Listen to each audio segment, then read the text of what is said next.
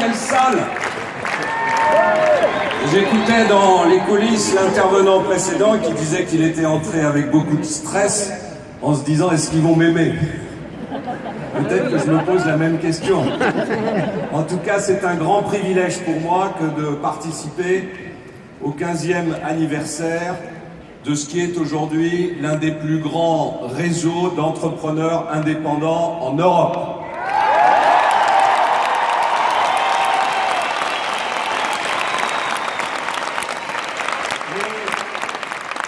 Puisque je viens de parler d'Europe, je vais saluer tous les ultramarins qui sont présents dans cette salle, les Réunionnais, les Martiniquais et les Guadeloupéens.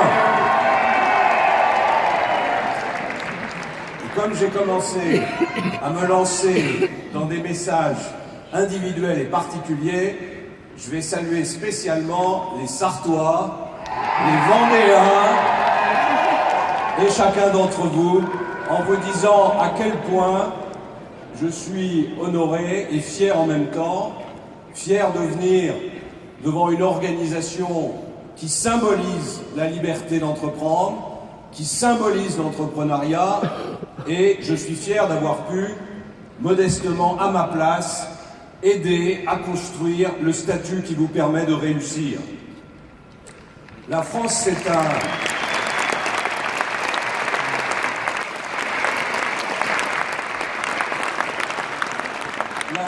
un magnifique pays. C'est un pays qui a eu le génie de construire des cathédrales, de construire des infrastructures, des services publics, de rayonner dans le monde entier, d'inventer une grande partie des découvertes scientifiques, des découvertes technologiques qui encore aujourd'hui organisent et structurent le monde. Nous avons inventé l'électricité, la machine à vapeur, l'automobile, l'hélicoptère, les vaccins.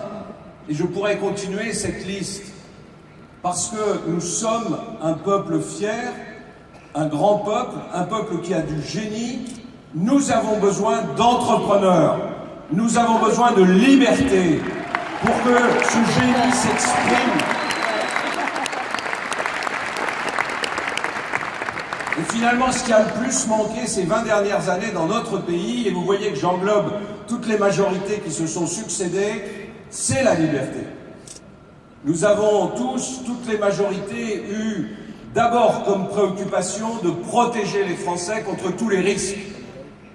On a voulu les protéger contre la mondialisation, on a voulu les protéger contre les risques sanitaires, contre les risques naturels, contre le progrès, contre eux-mêmes, contre leur propre envie de réussir, et on a oublié que le moteur principal de la réussite, c'était la liberté, et que c'était d'ailleurs la première valeur de la devise de la République française.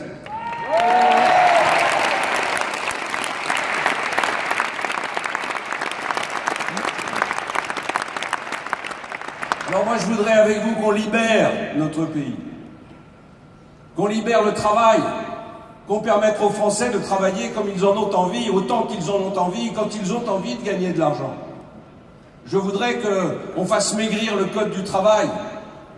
Je voudrais qu'on baisse les charges qui pèsent sur ceux qui travaillent. Et pour cela, il faut que vous ayez le même enthousiasme pour applaudir la baisse des dépenses publiques, parce qu'il n'y a pas de baisse de charges sans la baisse des dépenses publiques. Je voudrais qu'on transforme notre administration pour qu'elle ait à cœur d'aider les Français à réussir plutôt que parfois de vouloir les empêcher de réussir. Je voudrais qu'on libère les investissements dans notre pays, et pour ça qu'on permette aux Français qui gagnent de l'argent, qui ont des économies, qui ont un peu de capital, de l'investir. Et pour que les Français puissent l'investir, eh bien, il faut qu'ils paient moins d'impôts sur ces investissements, sur ce capital, sur ces revenus du capital. Nous sommes un pays étrange qui n'a eu de cesse depuis des années et des années que d'imposer ceux qui travaillaient et ceux qui gagnaient de l'argent, à tel point qu'aujourd'hui, il n'y a quasiment plus de capitalistes français. Il n'y a plus personne pour investir dans l'économie française. Et quand on a besoin d'argent pour développer des fleurons de notre économie, Qu'est-ce qu'on est obligé de faire maintenant? D'aller se rouler par terre devant le Qatar ou devant les fonds de pension américains pour venir investir dans notre pays.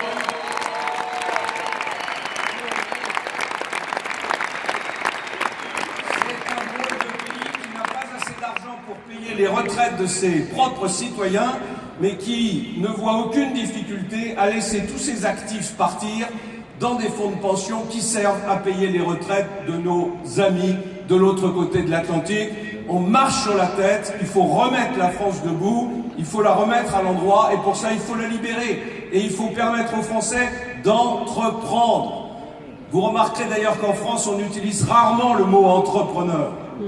On utilise le mot patron, le mot chef d'entreprise, avec une connotation péjorative.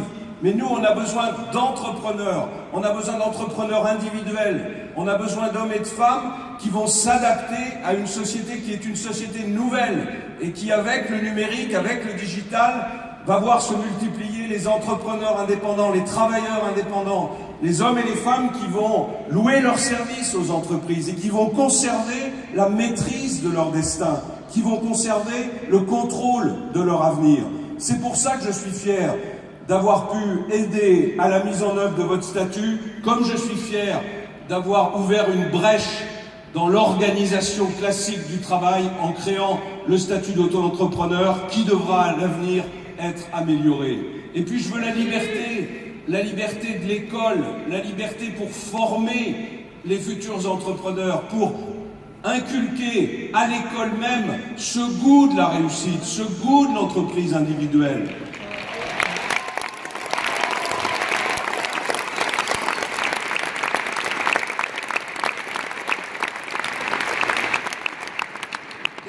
Ne doit pas avoir pour seul objectif de former des avocats, des fonctionnaires et des enseignants. Notre école, elle doit former les emplois d'aujourd'hui, les hommes et les femmes qui vont conduire le développement de notre économie. Et pour ça, il faut que cette école, elle permette à des parcours individuels de se mettre en œuvre, qu'elle soit adaptée aux besoins de notre jeunesse, qu'elle s'organise avec les professionnels.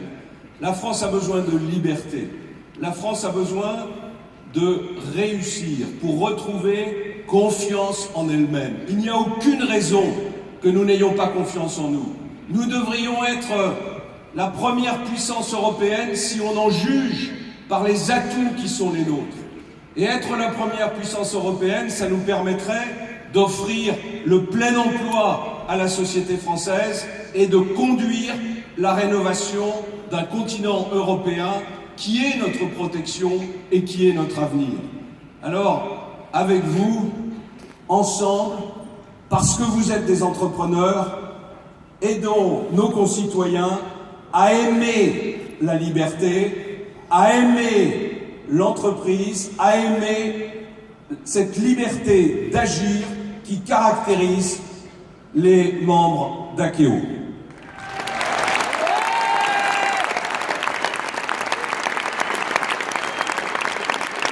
Merci infiniment, Monsieur le Premier ministre.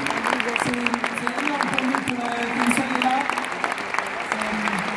On a un grand honneur. Merci beaucoup. Une faveur à vous demander, est-ce que vous avez la gentillesse, vous avez écrit un livre, est-ce que vous avez la gentillesse de le dédicacer? C'est pas tous les jours que j'ai un Premier ministre sur scène avec moi à Bercy. De me dédicacer pour Laure et pour moi. Vous voyez ça, Monsieur le Premier ministre? Laure et André Pierre.